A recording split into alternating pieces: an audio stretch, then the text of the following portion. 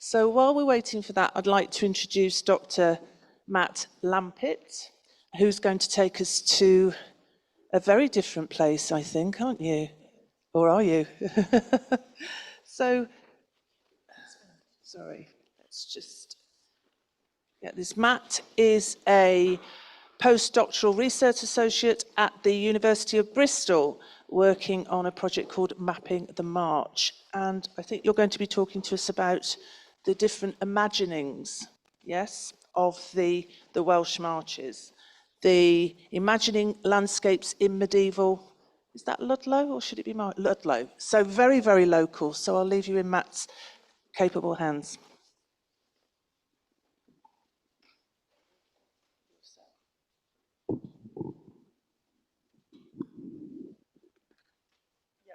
Can you hear me? Yeah, great. So before I begin, I'd just like to thank all of the conference organisers and the tech team and the committee members of the Mortimer History Society. The Society supported my research for several years now. I feel very lucky to be part of such a busy and energetic group. And it's also a particular honour to be able to speak today in Ludlow, about Ludlow, from about 700 years ago. So thank you very much for this opportunity.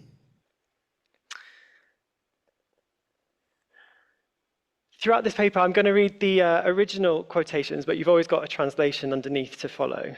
The vous qui estes andité, je vous venez samoué, alverte boes de bel regard, l'anial nul plué, for que beste savage et joli vombroué, car trop est douteuse la commune loué. So sings the poetic voice of the Song of Trailbaston, a lyric that articulates a bitter and violent complaint about an outlawing as a result of the Articles of Trailbaston. Judicial commissions created under Edward I in 1304 to 05, these made provision for a new expanded form of criminal procedure by which itinerant royal officials were empowered to punish a broad range of crimes. Ostensibly, their purpose was to maintain public order, but in practice, as the critic Carter Revard has put it, their real purpose was to screw out of communities and individuals by fines and forfeitures what they were not able to pay in taxes and purveyances.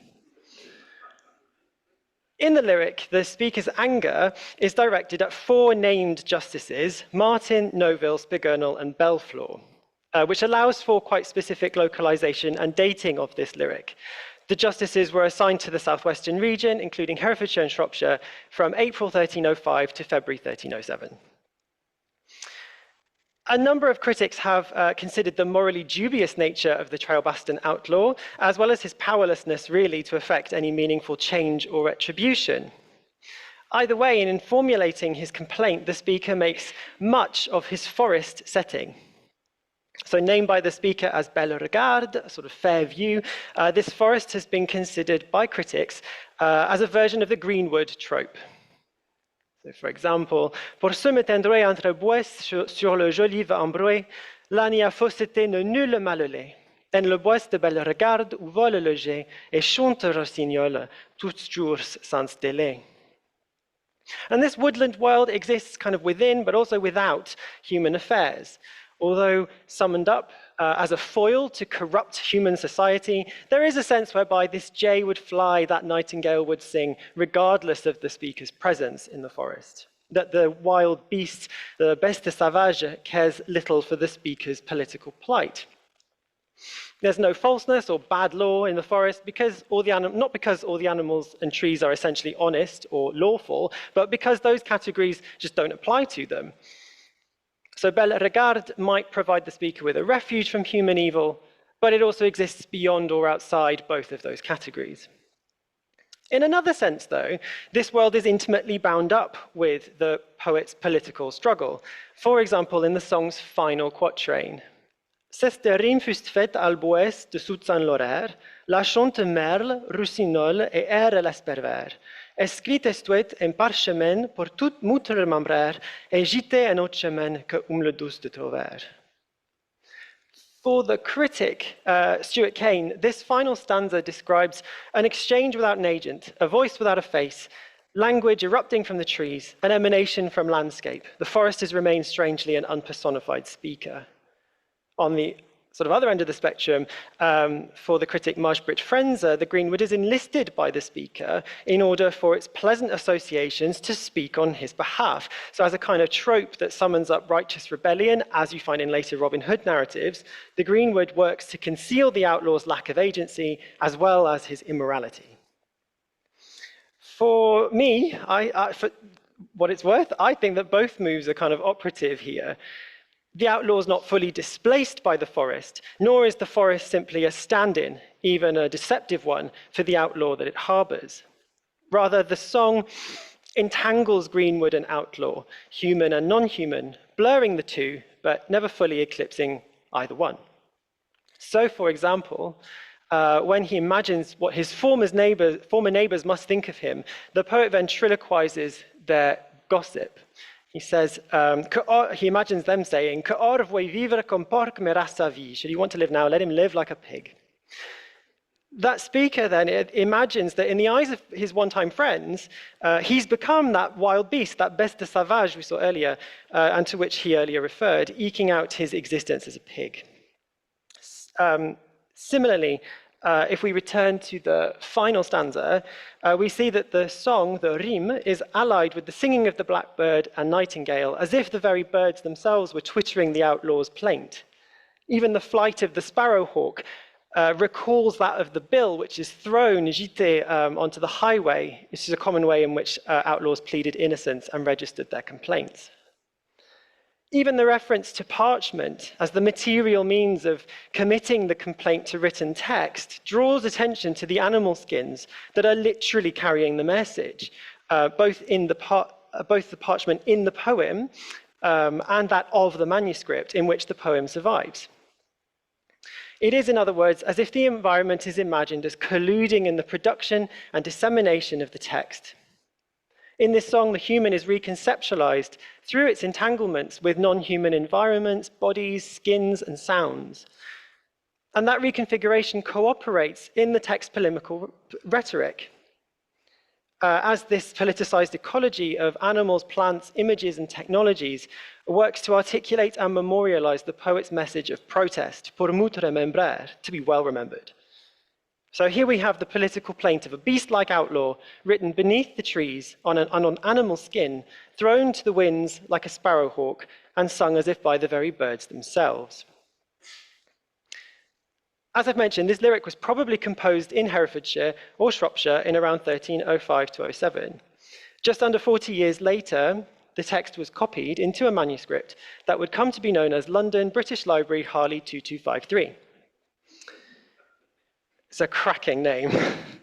Avid readers of Mortimer Matters may recall that I discussed this very manuscript in a recent newsletter as one of the manuscripts associated with the figure known as the Ludlow scribe, or the Harley scribe after Harley 2253. In today's paper, I want to begin by looking more closely at the literary landscapes of Ludlow. We'll examine what we know and what we don't know, crucially, about the Ludlow scribe, the manuscripts associated with him and the context in which he was operating. And then we're going to pivot to think about the landscapes that are imagined in that literature, in the works that are copied by the scribe. In particular, here we are. In particular, we'll examine the intersection of landscape and politics, which is so compellingly articulated in the Song of Trailbaston, but which does recur through several other texts circulating in and around Ludlow. In particular, I'll develop an extended analysis of Fouke le Fitz Waryn, and then we'll conclude with a shorter examination of the Jest of Kyng Horn. There are 3 manuscripts surviving today that contain the hand of this figure known to scholarship as the Ludlow or Harley scribe. These are London British Library, Harley 273, they don't get any better, London British Library, Royal 12C12, and London British Library, Harley 2253, which is the one that includes the Song of Trailbaston.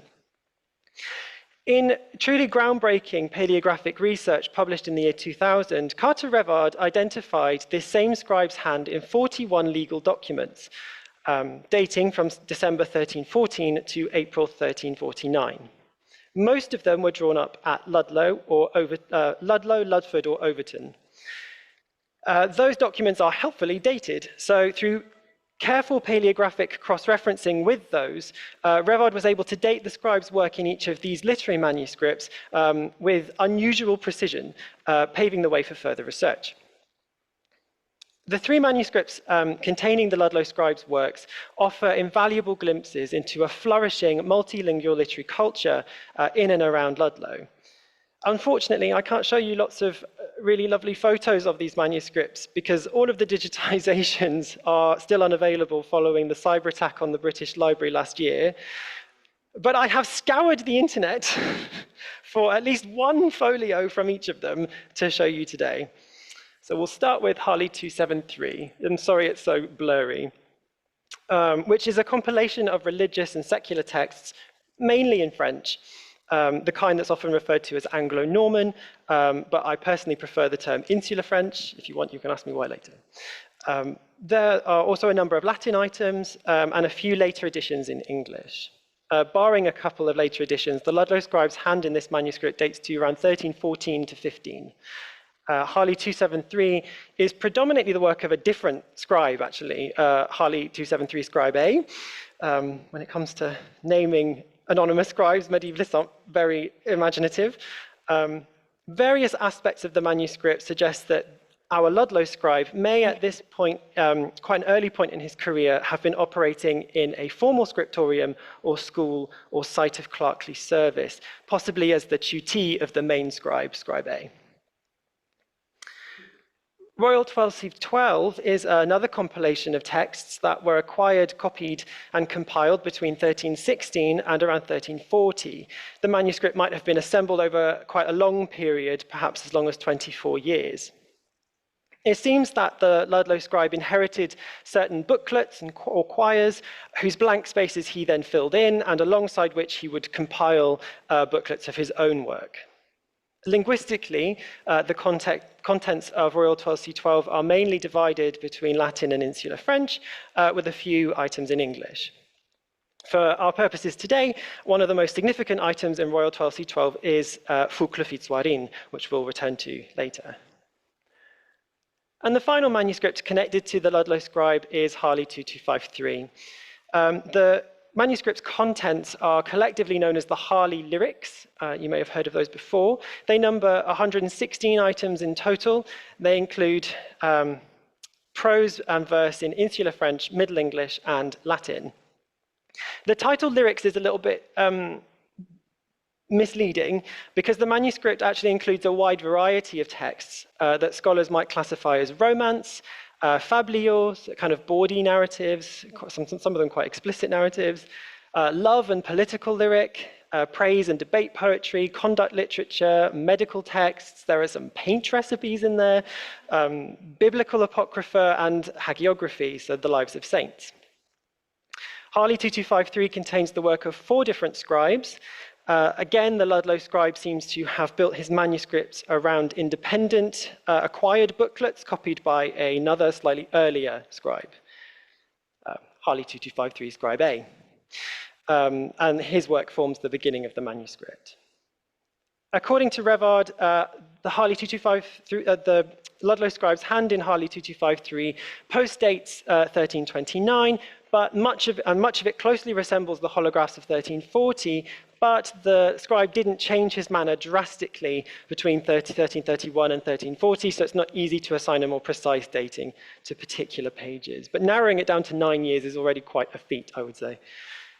It's been remarked that Harley 2253 contains the highest proportion of English material of the Ludlow scribe's manuscripts.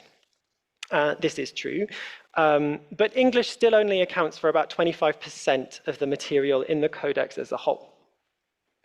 If anything, as Krista Milne has demonstrated in a recent data-driven survey, Harley 2253's combination of English, French, and Latin is an unusual level of multilingualism. In general, Milne has shown insular manuscripts that contain French tend either to be monolingual, so just French, or to contain French alongside Latin.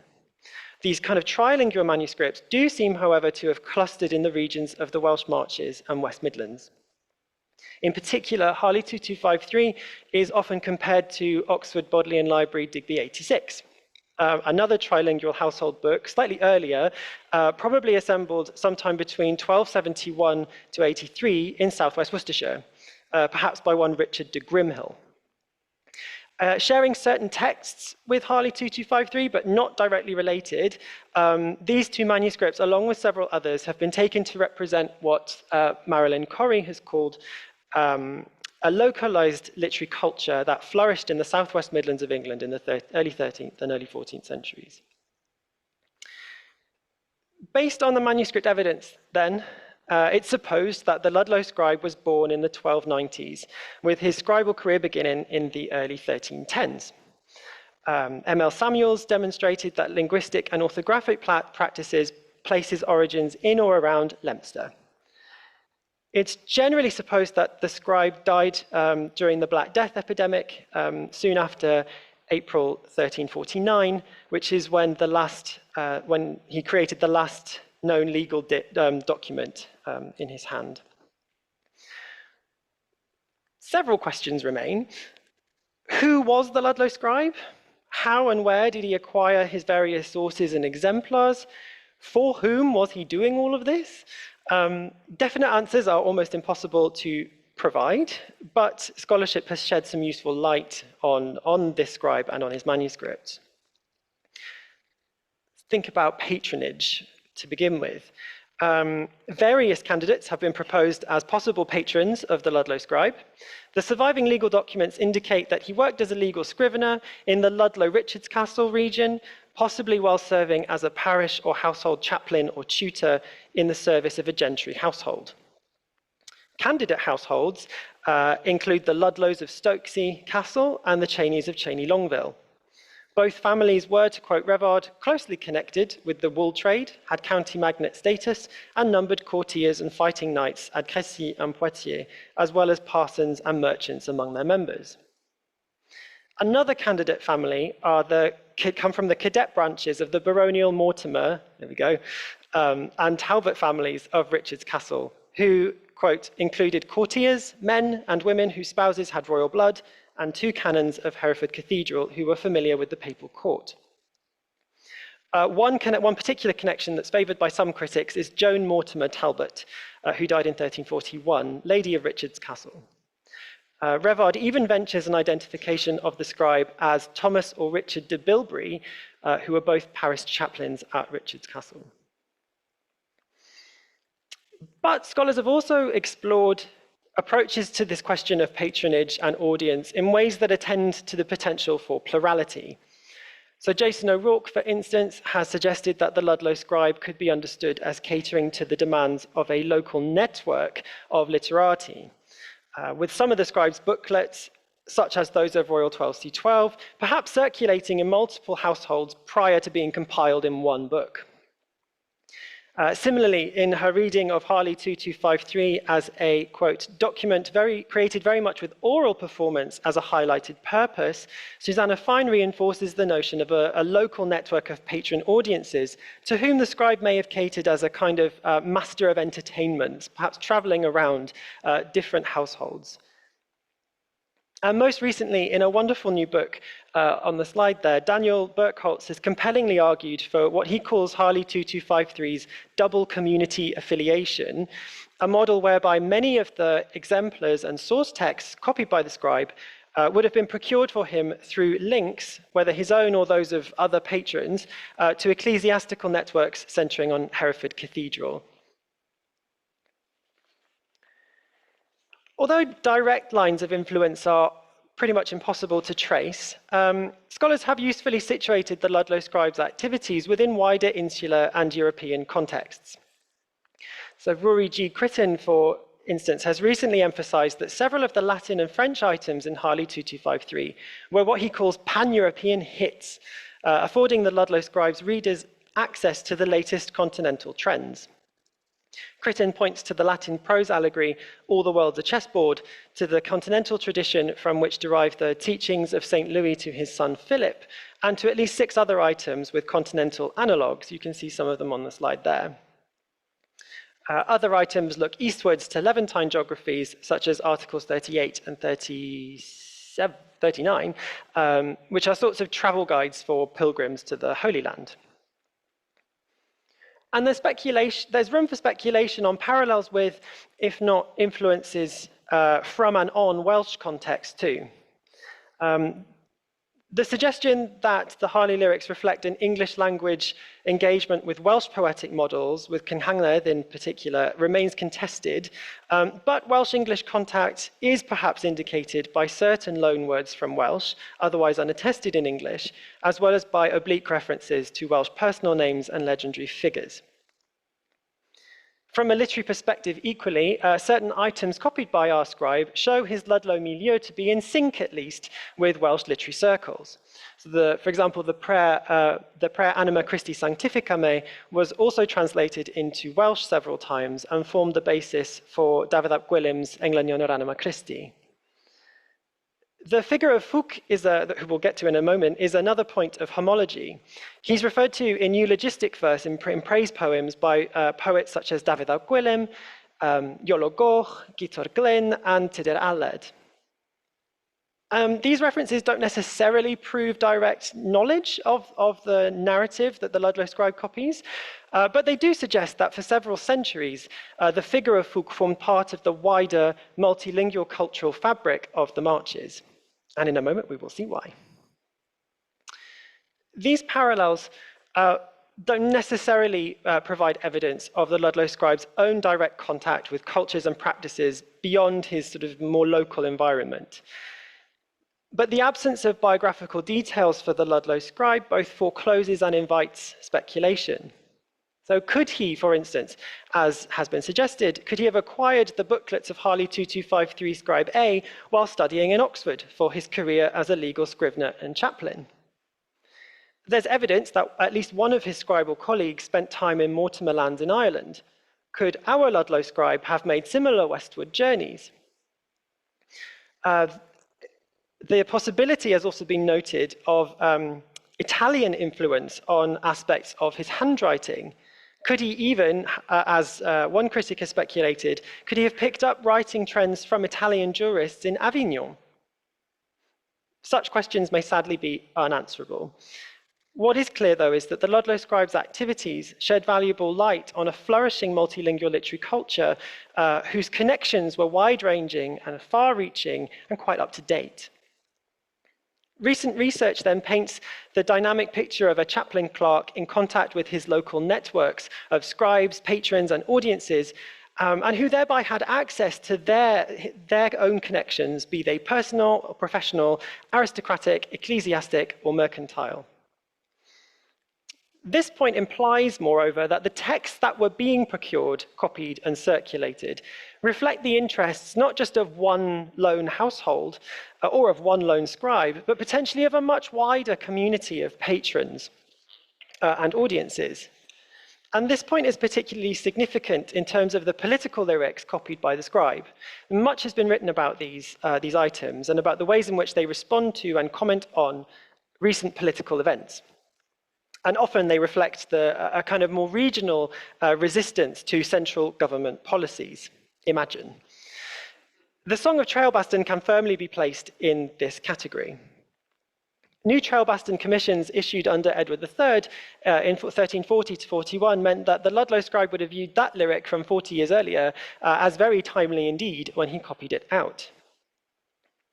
But one of the things I find interesting about the Ludlow scribe's work is that this kind of political theme that runs through his works so often intersects with representations of landscapes, from forests to fens, mountains to seas. You'll be grateful to know that I'm not going to dwell too long today on questions of literary theory, but in my work I found that this intersection resonates usefully with the notion of political ecology, particularly as developed by the French philosopher Bruno Latour.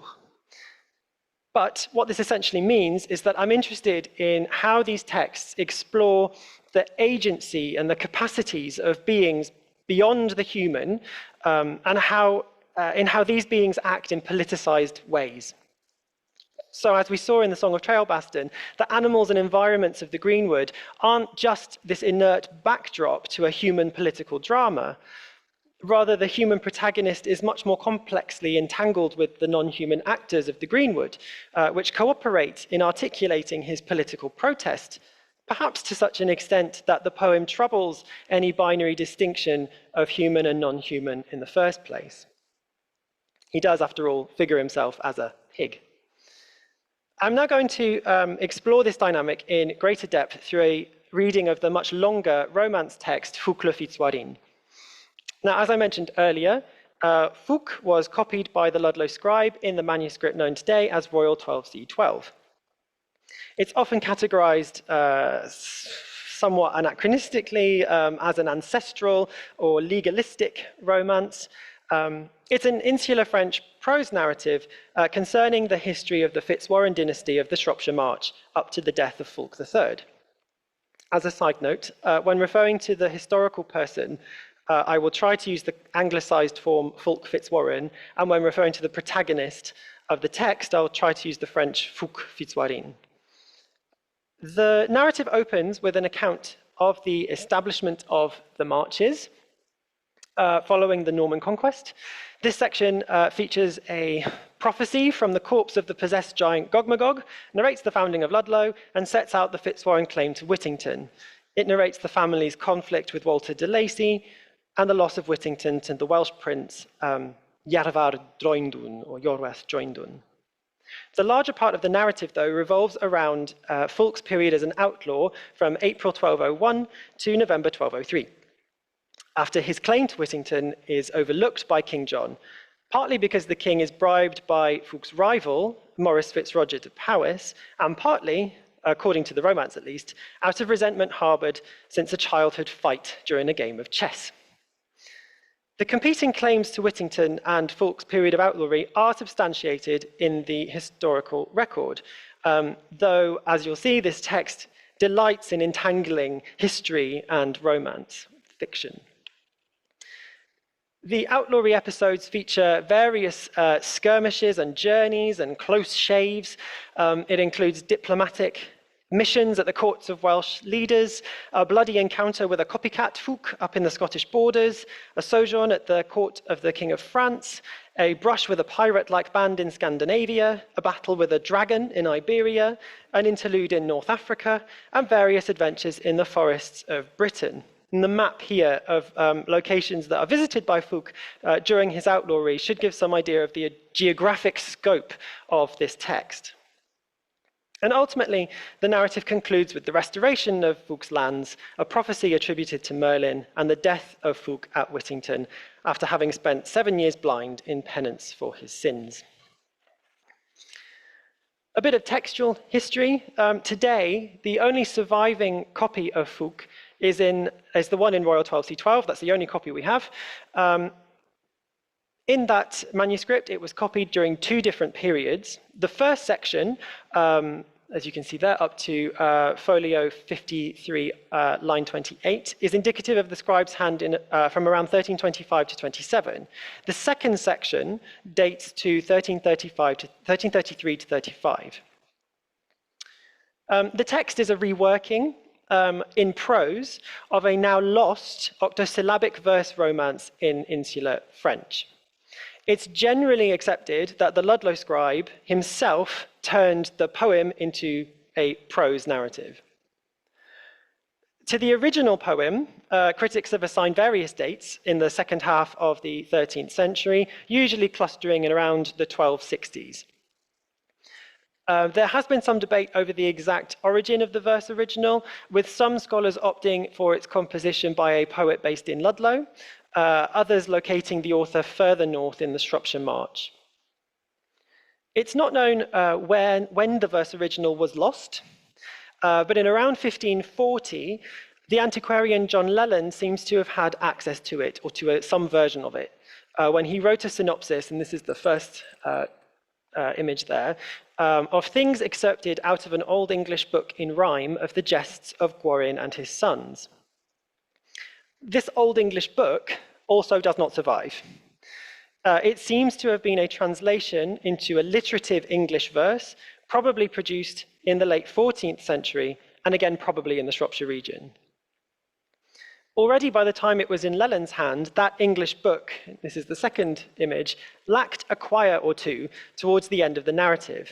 And so Leland completes his synopsis through reference to an old French history in rhyme of the Acts of the Warryns, possibly the verse original poem that was used by the Ludlow scribe, or possibly just a different version of it. So it appears that the original poem, all the way over there, had quite a respectable textual afterlife. It inspired a prose version, an English adaptation, and perhaps at least one intermediary copy, and eventually a synopsis by Leland. Fouke is a deeply political narrative about the wrongful dispossession of a Marcher dynasty by a corrupt and despotic king.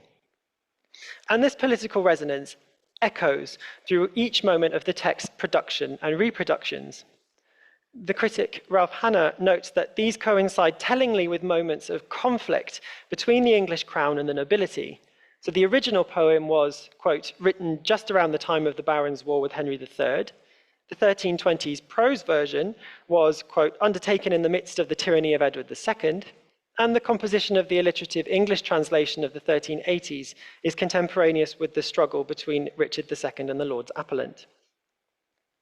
In fact, it's been suggested that the hiatus in the Ludlow scribe's copying of Fouke between around 1325 and 7 and 1333 to 35 may actually have been due to its resonances with contemporary events. Revard suggests that following Fouke the Fitz Waryn VI's arrest and exile in 1330, a Ludlow area scribe might not have wanted to be caught copying a pro-Fitz Waryn romance during the regime of Roger Mortimer of Wigmore, who was Lord of Ludlow Castle. I don't think we can blame him. Meanwhile, Matthew Fisher notes that the break occurs mid-sentence at the point when Fouke has captured King John and is forcing him to yield to his demands. Given the recent seizure of Edward II in late 1326, Fisher says it was not the time to translate a scene in which the King of England is captured and forced, under duress, to swear an oath. So as a pro-Fitz Waryn narrative of anti-royalist Marcher rebellion, Fouke may have had different resonances at different moments, all of them politically sensitive. This incendiary narrative of rebellion is, moreover, intimately bound up with representations of landscapes across the Marches, Wales, England, and beyond. I'm not the first person to notice this. Arguing that the land of the Shropshire Marches is the central concern of the tale, Susan Harlan-Hoy develops an illuminating analysis of what she calls the outlaw ecology of Fouke. In this, Fouke represents a, quote, bestial outlaw, not, I would add, unlike the Trailbaston outlaw we saw earlier, whose status oscillates between the animal and the human, hunter and hunted, individual and swarm. But for Harlan-Hoy, Fouke ultimately rests on the Fitz Waryn family's, quote, express and most important project to tame the marches and drain the wetlands in a great civilizing act.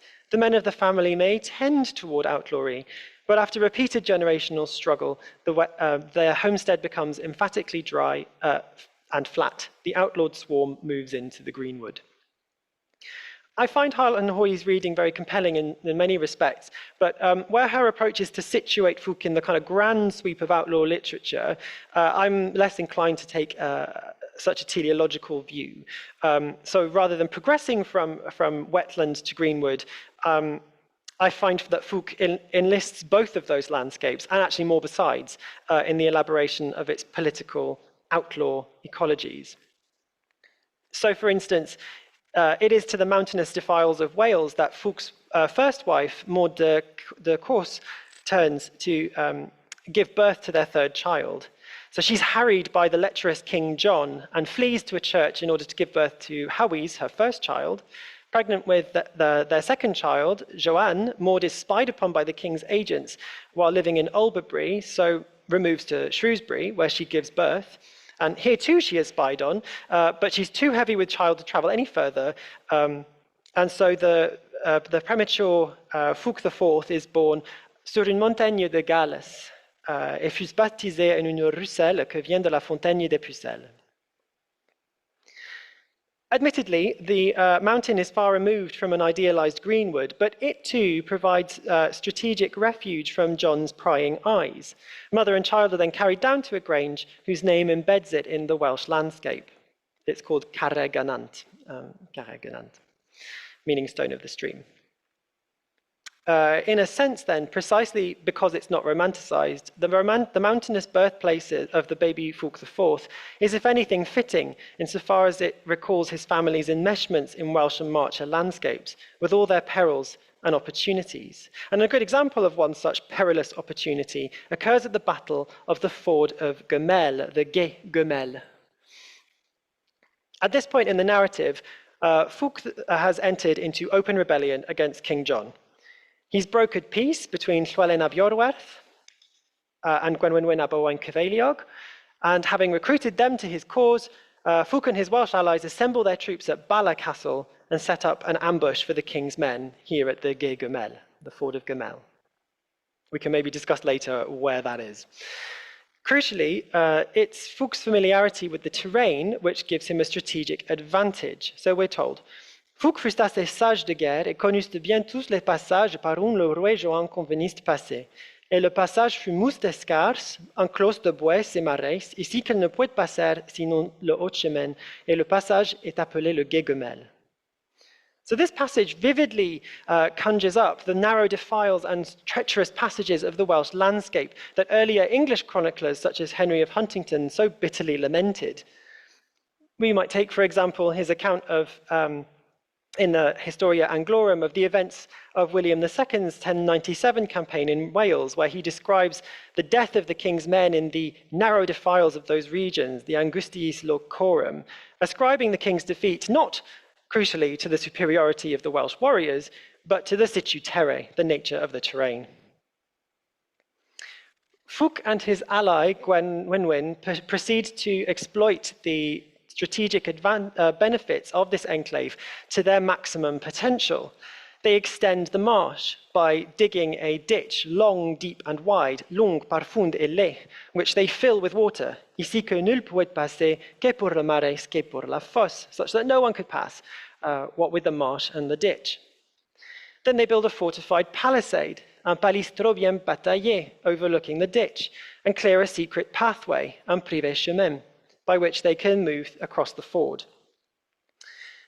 In her excellent reading of this episode in a wonderful book, Emily Dolmans reads this scene against other instances of Fouque's manipulation of roads and highways, considering his movement around the ford as emblematic of the border outlaw. She writes that by creating this road, Fouque manipulates his environment to suit his needs, disregarding established norms and ignoring institutionalized divisions.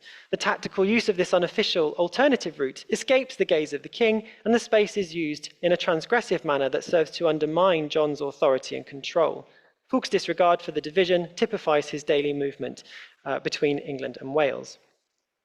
And I would add to Dolman's analysis only by emphasizing not just Fouque's manipulation of that environment, but the affordances of the environment in the first place, the ways in which it allows for the creation and concealment of Fouque's new pathway, just as it enables the rebel leaders to maneuver both defenders and enemies.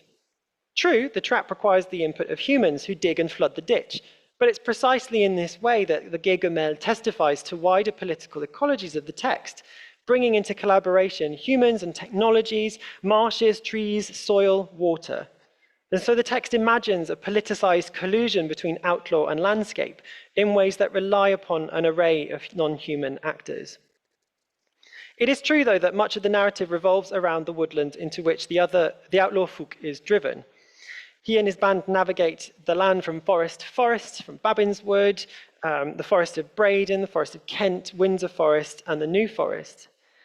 But in ways reminiscent, in fact, of the watery marshes of the Gue Gymel, these woodlands also provide Fouque with strategic opportunities. So, for example, in Breydon Wood, Fouque's band hears of a company of merchants that are journeying past the forest to the royal court in order to deliver opulent goods purchased by the king.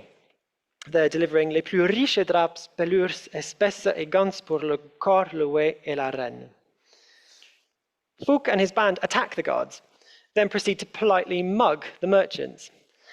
They wine and dine them, they share their food with them, but they also confiscate their goods and dress themselves in John's fine fabrics. Fouke then sends them on their way with the cheeky instruction to thank the king de ces bonnes robes, thanks for these good clothes. Later in the narrative too, both Windsor Forest and the New Forest provide Fouke with opportunities to capture the king while he's out hunting. So in Windsor Forest, Fouke disguises himself as a charbonnier, a charcoal burner, and tricks the king by claiming to have seen a stag.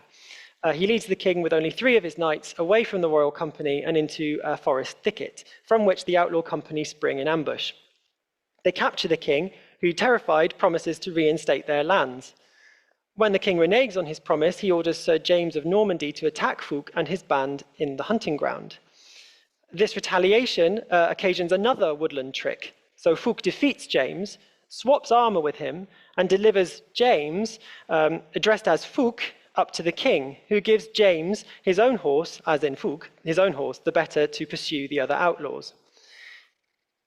And it is, however, the encounter in the New Forest which finally precipitates Fouque's pardon. The company take the king while he's hunting a boar and bring him back to their galley, where he promises to pardon them. Little wonder then that on his arrival at the court of the French king, Fouque adopts the pseudonym Amis del Bois, the friend of the forest. Forests aren't the only kind of environment that brings Fouque and his band into contact with both friends and enemies. The sea plays an important role in this text, rerouting journeys and driving the narrative onwards, and protagonists ever further afield. So, for example, it's the icy waters of the North Sea that forces the travellers to turn round and make their way southwards back towards England. Fouque va siglant vers le nord par la mer océan outre Orcanie, s'y trouva tant de fraidure et gelée que homme ne pouvait la fraidure durer, ne la nef en la mer pour la gelée ne pouvait passer. Fouque se retourna vers Angleterre. On that southward journey, the company is actually caught in a very terrible storm that lasts for 15 days and drives them as far south as the Iberian Peninsula. The text foregrounds the travellers' fear in the face of such weather.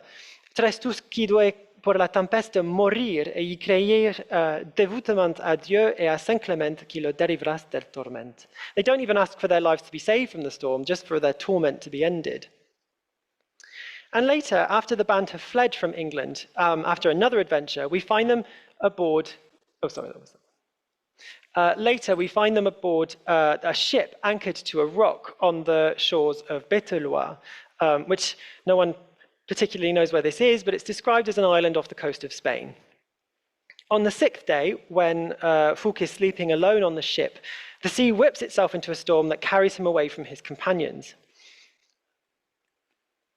Here, the wind appears as a grammatical subject of survint, rompi, et emporta, and Fouque is left fearing for his life, crying to himself and lamenting the loss of his company. Donc commence à pleurer et maldire sa destinée, que lui fuste si dur et regretta ses frères. These scenes are all the more affecting because we rarely glimpse Fouque in such an anguished state. Most of the text recounts his close encounters and clever triumphs, and it's only here, when faced with a power that far out exceeds his own, that he's reduced to tears. For the final part of this paper, I'm now going to turn to a final text copied by the Ludlow scribe, this time from Harley 2253, which is Kyng Horn, which I think resonates suggestively with Fouque from these perspectives that I've been developing. First composed in the mid-13th century, Kyng Horn is an English-language verse adaptation of an insular French verse romance, itself composed around 1170. The translation was not carried out by the Ludlow scribe, but his version does contain a number of embellishments and variations from other copies of this text. Like Fouque, Horn is, as Susanna Fine puts it, a tale of enforced exile, daring return, and restored inheritance. This text is incredibly action-packed, so I'm going to give a brief synopsis, which I have attempted to outline on the slide here through the highly scholarly medium of emojis. Here goes. Horn is introduced as young prince of the land of Sudan, which is also very unhelpfully sometimes called Isnes. When their land is invaded by Saracens, Horn is spared because of his beauty and is cast out to sea with his companions Atholf and Ficenild, eventually reaching the shores of a place called Westness. which is the realm of King Aylmer. Horn soon falls in love with Aylmer's daughter, Riminild, who gives him a ring as a token of her love. The jealous Fitz tells Aylmer of the union and reports that Horn has designs on the throne, causing Aylmer to exile Horn. Horn asks Riminild to wait for him for 7 years, after which she may marry any man she wishes. Horn next finds himself in Ireland, which is ruled by King Thurstan. Here, under an alias, Horn enters Thurstan's service and defeats the same Saracen band who slew his parents back in Westness. In the battle, both of Thurstan's sons are killed, and so he makes Horn his heir and pledges his daughter to him in marriage. But Horn, who is in love with Riminild, insists on serving Thurstan a little while longer before marrying the princess. After 7 years of delaying, Horn encounters a page bearing a message from Riminild, telling him that Riminild is soon to be married to one King Moody. Horn tells the messenger to inform Riminild that he will return to her, but the messenger drowns en route. Horn reveals his identity to Thurstan and sets sail for Westness, where, having tested Riminild's love by returning a ring to her while in disguise, Horn stops the wedding and repurposes it to marry Riminild. Next, Horn resolves to oust the Saracens from his homeland of Sudan. This he does, but in his absence, he is declared dead by the jealous Fitz, who claims Riminild's hand in marriage. Fitz has a castle constructed on a tidal island in which he imprisons Riminild. We're now on number 10. After a foreboding dream, Horn returns to Westness to discover Ficinild's treachery. So he and his companions disguise themselves as minstrels to infiltrate Ficinild's castle, enabling Horn to slay Ficinild and be reunited with Riminild. Hooray. So as you can tell, this is a very action-packed text, and all of this happens in about 1,500 lines. Like Fouke and the Trailbaston outlaw, Horn is also a beastly exile. He's consistently linked to the non-human by the figurative language of the text. His name, Horn, associates him with the animal. He's introduced in a passage that claims that rain could not fall nor sunshine upon a fairer child before comparing his color to the lily flower and the rose. Similarly, when Riminild dreams of the exiled Horn, he appears as the fish that she fears her net will not catch. When the disguised Horn seeks to make his identity known to Riminild, despite the onlooking court, he passes to her the ring that she gave him, and he tells her that he's a fisherman, returning to a net he laid 7 years ago to see if there are any fish in it, i.e. to see if she still loves him after their 7-year separation. It's telling, I think, that the image chosen is that of a fish, because as scholars have noted, this text is preoccupied with the sea. Sebastian Sobecki describes Horn's trajectory as moving from landlessness, when he's cast out to sea by the Sarazenus, to landishness, i.e. when he recovers his birthright. As such, for Sobecki, Horn revolves around an implied juxtaposition of the dangerous and death-bringing sea with stable Christian land. Susan Crane, meanwhile,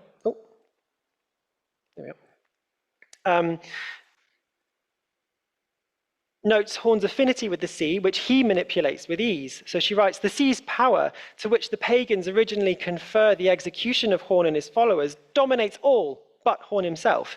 It terrifies the children, it drowns Riminild's messenger and casts him up at her feet, makes Ficinild's castle impregnable. But Horn can row his followers to safety, travel over the sea just as he likes, and arrive by boat at Ficinild's castle at precisely the crucial moment." These readings of Sobecki and Crane are very compelling, and I'd only add that insofar as the text representations of the sea's agency work in tandem with its hero, they also complement its wider critique of kingship. There are designs of numerous kings and rulers that are consistently thwarted, not just by Horn, but by the tides that unfailingly protect him, the ships that unfailingly bring him ashore. And if we go back to my list of emojis, you can see how often Horn travels by sea, the little rowboat. They weren't entirely gratuitous. When the pagan leader intends for Horn to be drowned, he instead is transported to safety. When King Aylmer casts him from his court, the sea takes him safely away, not just away from Westness, but also back there, twice. In the first return, we're told that the wind began to blowe, the sea began with ship to gorn. The second return occurs after Fouke has gone to considerable lengths to build the castle on the tidal island that we're told only a bird in flight might reach. But Horn gets there easily. The ship began with to Stura with wind gourd of Cura. When Horn is subsequently informed that Fouke has married Rhymnhild in secret, the hero resolves to infiltrate the castle and slay his foe. And notably, it's from the shore that Horn's band, disguised as minstrels, is heard by Fouke and invited inside. He Jordan on the gravela toward the castella, who gonna muria singer and market and höra glinga, that Fouke mistia hera. How exactly Fouke, inside a castle, is able to hear their music making on the beach is never explained. It's as if Horn can kind of manipulate even the sonic world of the text, the sea breeze carrying the sound of his voice and the tune of his harp above the crash of the waves and the noise of Fouke hall. Horn and his friends are admitted into the castle. Horn strikes up a lay, approaches Fouke and strikes him down dead. The scene is a succinct example of how, as in the Song of Trailbaston and Fouke le Fitz Waryn, land and seascapes are imagined not just as acting, but as acting for and against particular protagonists at particular moments in what I've been calling political ecologies. These ecologies enlist both human and non-human actors in the pursuit of political goals, usually in opposition to ruthless or inept overlords. As I've been arguing throughout this paper, these narratives are telling of the political climate of early 14th century Ludlow, where they were being circulated and read by literary communities for whom these tales of righteous rebels and resistant landscapes clearly held a certain appeal, sometimes, as the hiatus in copying Fouke indicates, a dangerous one.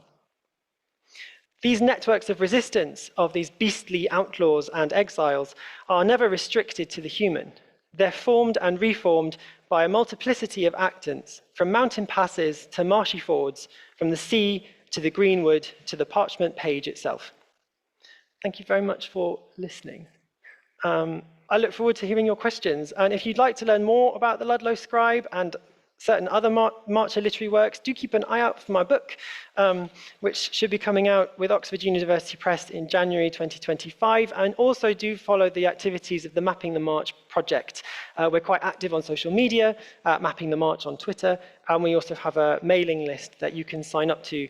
The details are available on our blog site, which is molit, I should put it up there, mowlit.ac.uk. Thank you.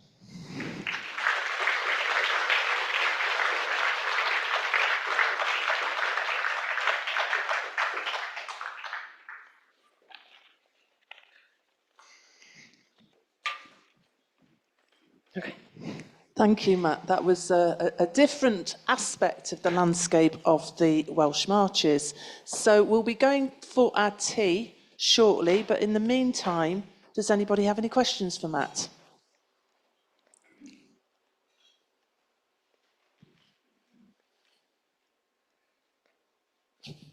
You convinced them.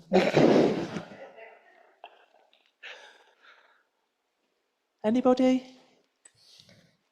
Oh, there we go.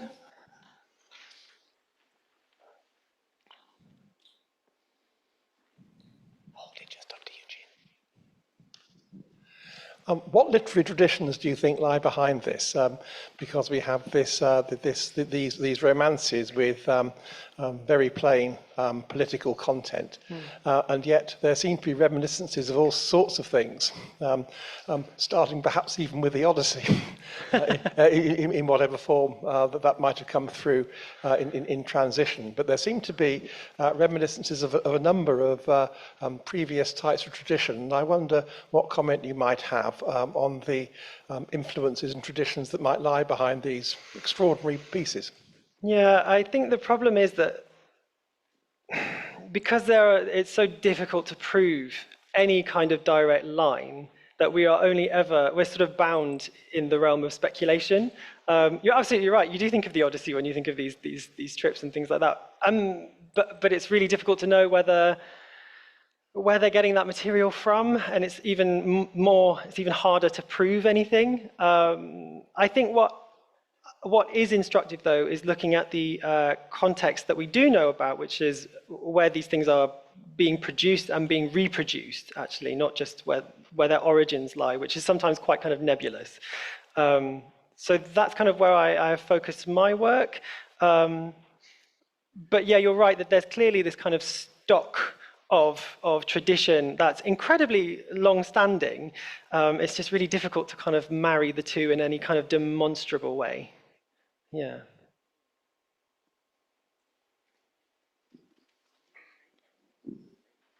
Yeah, so I was thinking, as you were talking, it was reminding me of some of the 12th century writings, particularly Walter Map, which I think I mentioned to you before, and that use of certainly the greenwood. I'm thinking of the story of Edric and the land grab from Lidbury North as a way of using it as a tool to illustrate something that isn't perhaps what we first think it might be. So would you say that that adds to that long tradition of this way of almost manipulating the landscape? Yeah, definitely. Someone mentioned earlier Hereward as well, which is another example of that kind of entwinement of outlaw and environment there in a kind of fenscape. But yeah, and it extends much further beyond this, the 14th century in Robin Hood narratives that then sort of pick this imagery up. So there is definitely a kind of genealogy that you could trace, and that's actually part of what Harlan Hoy has done. I think it's just as useful to think about them not just in a kind of generic, by which I mean like the genealogy of a genre, but also in specific kind of locations of production and circulation, and how that might have resonated with people in particular places at particular times. Because even from the moment of a text production to its reproduction maybe somewhere else, it might bring with it new associations. Anybody else? Okay, well, are you going to be around in the break? Yeah. Yes, so Matt will be around in the break if you think of anything. That was really, really interesting and a lot of food for thought there, because it's, like you say, we don't really know how they were thinking or what their motives were, but we can imagine, although we might never know. So it's very interesting. Thank you very much to Matt. And we'll see you back here